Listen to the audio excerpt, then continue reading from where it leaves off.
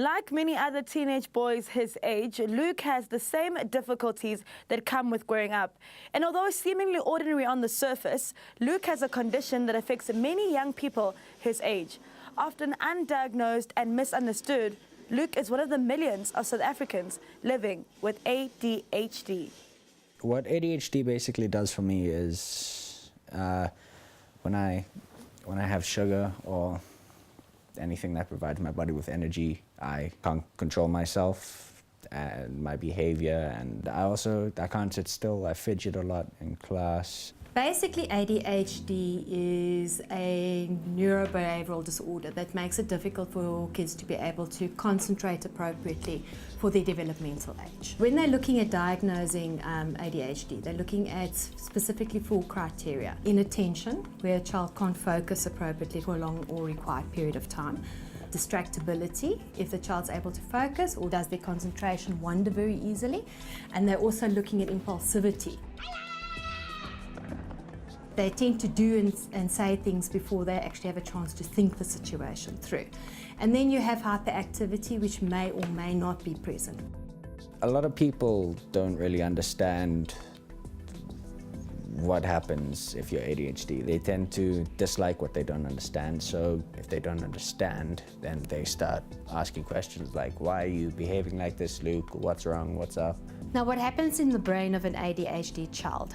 If they compared the electrical patterns within an ADHD child to that of a child that hasn't been diagnosed with ADHD, the electrical firing of the neurons and the neurotransmitters works differently, which is why medication usually is the course of treatment, because the medication is supposed to re-establish that balance so that those messages are being sent and received like it should be. After I was diagnosed, I went onto a medication called Ritalin, and basically what that did was it helped me with my concentration problems. It sort of suppressed my need to fidget around so much. But what it also did was I began to develop strange eating habits. Like at times I would eat a lot, and at other times I wouldn't eat anything at all. It also stunted my growth. There's a misconception if my child takes this medication, he's going to turn into a drug addict, which is nonsense, because there's no scientific evidence to prove that the medication is addictive. They've actually proven the opposite, that if a child has ADHD and goes untreated, they are more likely to become abusive with regards to alcohol, with drugs, risky behavior. So not taking medication can actually cause bigger problems down the line. I was misbehaving quite a bit, and now I've found ways to deal with it. Like a lot of teachers and a lot of students are saying that my behavior and my attitude is a lot better, that I've really matured. I find that finding like a solution to a problem does help maintain like my mental stability a lot, you know. There are a number of places you can go to if you suspect that you or your child has ADHD. There is a support group at DASA. They do counselling with the parents, counselling with the children, because it's not just the child that's going to need support and intervention, but it's also going to be the parents and the family. The advice that I would give to the other teenagers that have a similar disorder to me, just find something you enjoy doing and do that. And in terms of your social life, just be yourself.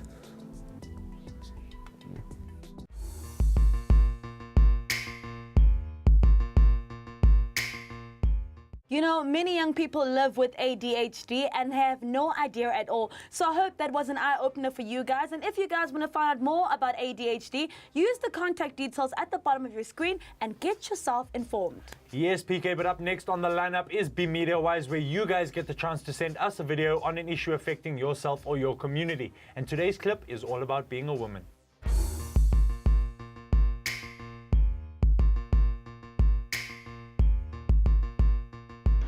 Someone once said, you are born a girl, you are a woman by age, and you are a lady by choice. But what does this really mean to the society of today, to the youngsters, the youth of today?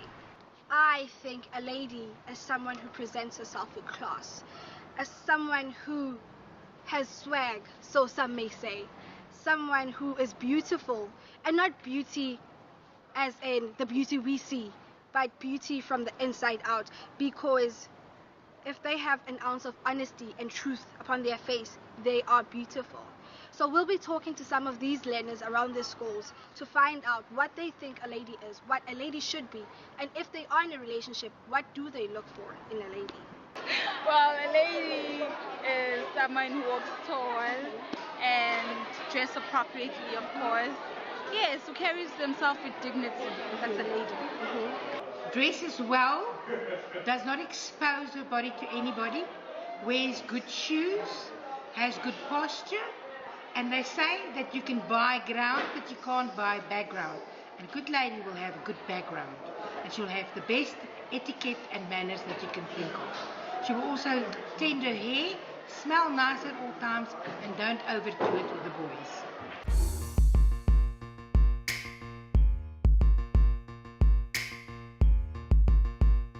Thank you so much for your clip, just for sending in your video. You have won yourself a Casio watch to the value of 500 Rand. Do hook us up with one of your clips and send them to us via BBM, WhatsApp, or you can Facebook post them, and you can also be an awesome winner. But make sure that you do not make it longer than 2 minutes. Let's now move over to Ringanati, and today we hear your guys' views on reality TV. Should be interesting.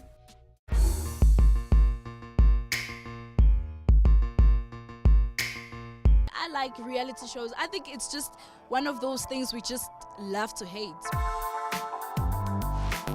Okay, I've heard people say, oh my gosh, we're so tired, the Kardashians, oh my gosh. But we still watch them. They still continue to broadcast them because we love them so much. I learn a lot from them, you know, when they fight and then they end up having solutions of how to sort out their differences between each other. Reality shows, they basically bring out the truth about how one lives their life.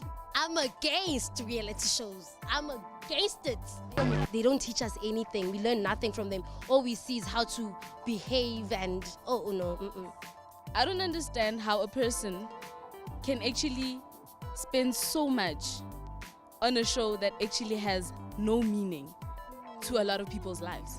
They actually are following a trend that they're seeing overseas. That's why we actually have local reality shows, because come on, local artists that don't really have money, they're probably hustling to get like jobs, but they pretend as if they're living these lives. I think it's pointless. It's pointless. Let's stop pirating people's trends. Like, honestly, I think we South Africans should just remain African. Simple as that.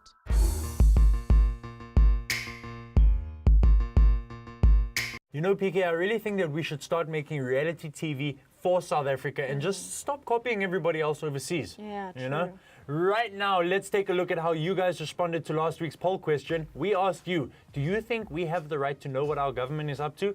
90% of you said yes. And this week we're asking you, do you think that female circumcision should be encouraged or not? Log on to our Facebook and select yes or no on our Bona Retsang poll question post, and we'll see what you guys think about this issue. But now let's take a short break. When we return, we find out who this week's Skoka is. Welcome back to Bona Retsang. That is right. Don't forget, guys, that we love to hear your views and opinions. So please join us on our Facebook Nation by clicking the like button, or you can always drop us a tweet at Bona Retsang and tell us what's happening in your community. Coming up next is Coco, where we meet young South Africans who are working towards their dreams. And today we meet a young hip-hop rapper.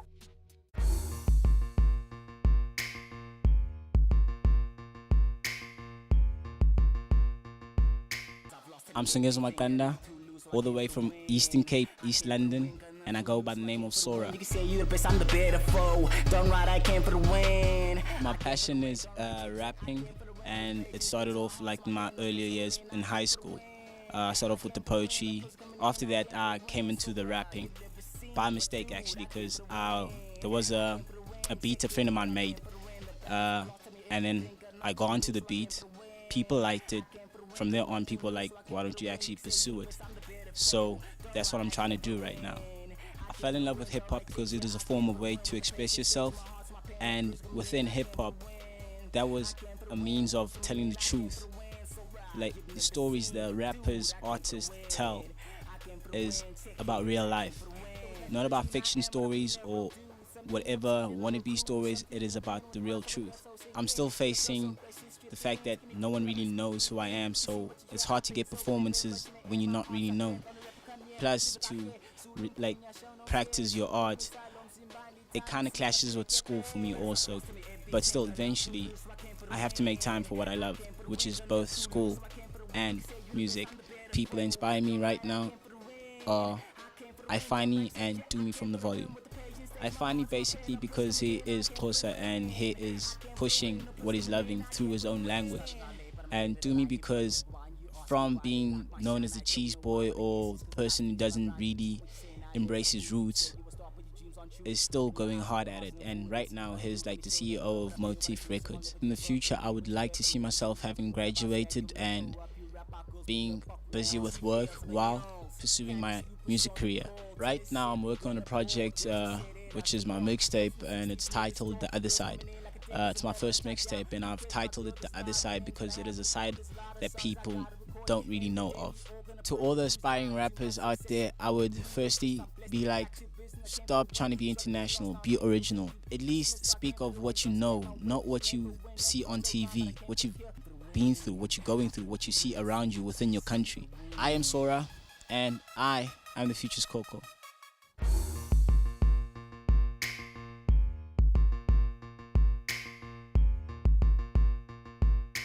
Wow, that was amazing. And you know what they say, the more work that you put into something that you love doing, the rewards will definitely come to you. So keep it up, Sora. Well, guys, we have reached the end of the show, but you know we can never ever leave you without seeing what Boogerman Boba was up to this week. So, Boogerman, holla black and hook us up with the wrap-up of this week's news.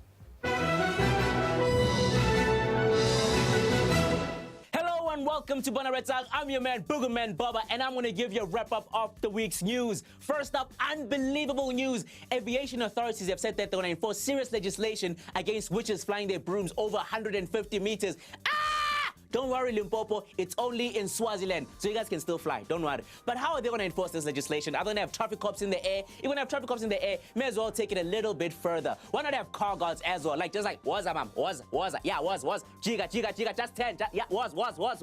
Yeah, it's fine. Can I please watch your broom, ma'am? The South African national parks, SANParks, have reported that they have had more black visitors visit the national parks around the country this year than in all the other years. I mean, this is great news, black people. This is fantastic. I mean, finally, we are now watching animals instead of eating them. Because let's be honest, the only time we ever watch animals is when they're dead and on a braai stand. The DA's Patricia DeLille has said that the people living in informal settlements still prefer bucket toilets. Bucket toilets, guys. Bucket toilet. In 2013, come on, black people. It seems like we take one step forward, visiting national parks, then 2 steps back, wanting bucket toilets. Come on, guys. You know what? Actually, I don't blame black people. I blame Oscar Pistorius. Because if it wasn't for Oscar Pistorius, people wouldn't be afraid to go to the toilet. Zimbabwean President Robert Mugabe has urged voters not to vote with their stomachs in this upcoming election. He said, come on, guys, don't vote with your tummies. We're all hungry. Okay, I just had a croissant, but we're all hungry. Just vote for me because I'm Robert Mugabe and I'm cool. But with that being said, Robert Mugabe has requested that 150,000 tons of maize meal be delivered to Zimbabwe from Zambia. I mean, this is obvious, guys. This is a marketing campaign to garner votes. He's going to use this maize meal to all Zimbabweans like, yeah, do you want it? It's maize. It's maize. It's good. Do you want it? Do you want it? Vote for ZANU-PF. And finally, Britney Spears has come out saying this week that she wants to adopt children. Oh, Lord, please, not another crackhead. We cannot have these druggies around our children, people. We are still recovering from Joop. Anyways, that's it from us here at Bona Retsang. See you next week, same time, same place. Holla black.